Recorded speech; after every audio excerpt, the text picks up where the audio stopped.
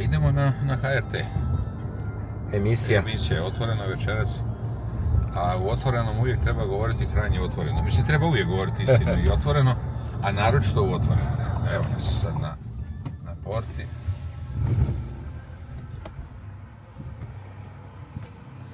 Dobro večer. Otvoreno Lovrić. Hvala vam lijepa, živjeli. Koliko smo puta na HRT-u, kao da smo doma.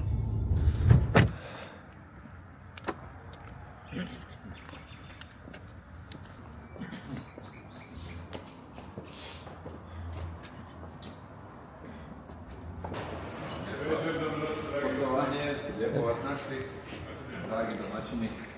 Dobro, kako ste vidjeli? U šminku na brzinu, čekamo ostale goste. Su drugi došli? Ne, vi ste prvi. Ajde.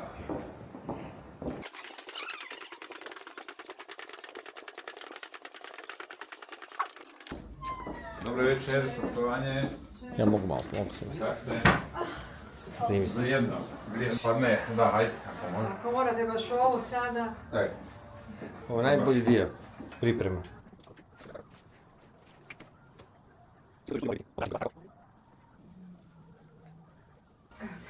Super.